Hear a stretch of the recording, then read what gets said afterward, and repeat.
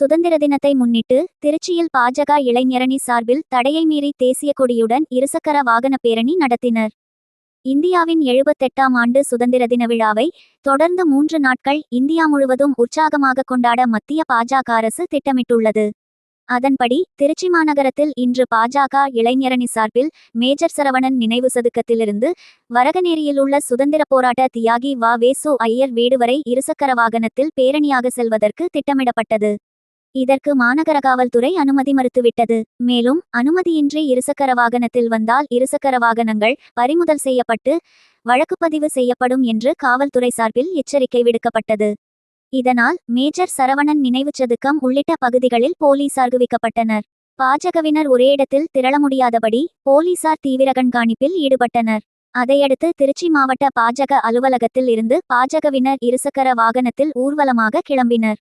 பாஜக மாநில இளைஞரணி செயலாளர் ரமேஷ் சிவா, மாநில பொதுச் செயலாளர் கௌதம் நாகராஜன், திருச்சி மாநகர மாவட்ட தலைவர் ராஜசேகரன் உள்ளிட்ட 50க்கும் மேற்பட்டோர் தங்களது இருசக்கர வாகனங்களில் தேசிய கொடியுடன் பேரணியாக சென்றனர்.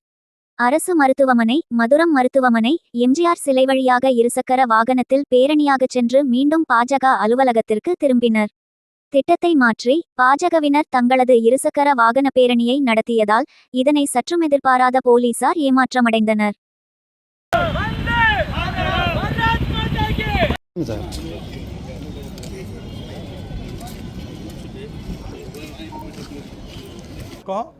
ஆகஸ்ட் 15 முன்னிட்டு 78வது ஆண்டு சுதந்திர தின விழாவோட கொண்டாடும் விதமாகவும் நம்ம நாட்டோட ஒற்றுமையை தேசிய அளவில் கொண்டு போனோங்கிறதுக்காக நமது பாரத பிரதமர் இந்தியா முழுக்க அனைத்து வீடுகளிலும் தேசிய கொடி ஏற்றணும். 2வது சட்டமன்ற வாரியாக 234 தொகுதியிலும் தமிழ்நாட்டில் இருசக்கர வாகன பேரணி ஏற்பாடு அருமைமிகு மாநில தலைவர் அண்ணன் அண்ணாமலை அண்ணன் அவர்களின் ஆணைக்கிணங்க இன்று இளைஞரணி மாநில தலைவர் ரமேஷ் சிவா அவர்கள் ஒப்புதலும் திருச்சியில் நடைபெற்றது. ஆனால் இங்கே தமிழ்நாடு அரசாங்கம் திராவிட மாடல் அரசுங்கிறாங்க. திராவிட மாடல் அரசு நடக்குதா இல்லை பிரிட்டிஷ் கவர்மெண்ட் நடக்குதான்னு தெரியல. நம்ம நாட்டோட ஒரு தேசிய கொடியை, நம்ம பாரதத்தின் அடையாளமான ஒரு தேசிய கொடியை எடுத்துகிட்டு போகிறதுக்கு கூட இங்கே திருச்சியில் காவல்துறை அனுமதிக்கலை. நேற்று நைட்டில் இருந்து மிகவும் அச்சுறுத்தலான செய்தி. இருசக்கர வாகனத்தை சீஸ் பண்ணிடுவோம், உங்களை ரிமாண்ட் பண்ணிடுவோம், நாங்கள் சொல்கிற மாதிரி கேட்கணும், இல்லைன்னா நீங்கள் வரக்கூடாது. ஒரு காரில் நம்மளோட கார்கிலில் வீரமரணம் அடைந்த மேஜர் சரவணன் சிலையில் இருந்து வ.வே.சு. ஐயர் சுதந்திர போராட்ட தியாகி அவர்கள் இல்லம் வரைக்கும் செல்றதா இருந்துச்சு இந்த வாகன பேரணி. ஆனால் இதை காவல்துறை முற்றிலுமாக ஒரு 200 போலீஸை கொண்டுட்டு போட்டுட்டு எல்லா இடத்துலையும் பேரிகேடு போட்டுட்டு எங்கேயுமே விட முடியல. ஒருத்தவங்க 2 பேரை கூட எங்களால் அந்த இடத்துக்கு போக முடியல. அந்த சூழ்நிலையால் நம்ம கட்சி ஆஃபீஸிலேருந்து இருசக்கர வாகன பேரணி நடைபெற்று இந்த இடத்துக்கு வந்துட்டோம். இந்த நிகழ்ச்சி சிறப்பாக நடைபெற்றது. என் பேர் கௌதம் நாகராஜன், இளைஞரணி மாநில பொதுச் செயலாளர். கண்டிப்பாக மீண்டும் இந்த நிகழ்ச்சி நடைபெறும். கண்டிப்பாக திருச்சி மாவட்டத்தில் நடைபெறாமல் இருக்காது. நாளைக்கு எல்லாரோட வீட்டுக்கும் நடைப்பயணமாக தேசிய கொடி ஏந்தி நடைப்பயணமாக போகிறோம். எல்லா வீட்லேயும் தேசிய கொடி ஏற்றணும். ஆகஸ்ட் 15லேருந்து 3 நாளுக்கு 13, 14, 15 3 நாளுக்கு எல்லா வீட்லேயும் தேசிய கொடி பறக்கணும். அதனால் தலைமையிலேருந்து தேசிய கொடி கொடுத்துருக்காங்க. எல்லா வீட்டுக்கும் தேசிய கொடி கொண்டுட்டு போகிறோம்.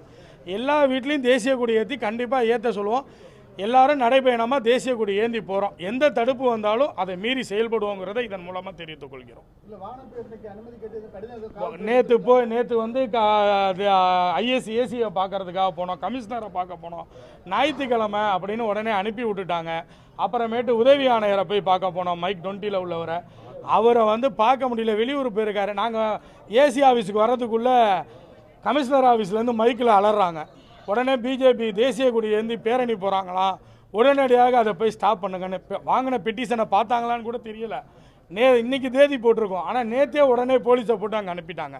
அது மாதிரி நாங்கள் முறையாக அனுமதி பெற்று செய்யணுன்னு தான் அனுமதி கேட்டோம். ஆனால் சரியான முறையில் எங்களுக்கு அனுமதியும் தரல, எங்களை எந்த அதிகாரியும் பார்க்கல. அதனால் அமர்வு நீதிமன்ற காவல் ஆய்வாளர்கிட்ட முறைப்படி பெட்டிஷன் கொடுத்துருக்கோம். அவங்க மறுப்பு தெரிவித்து லெட்ரு கொடுத்தாங்க.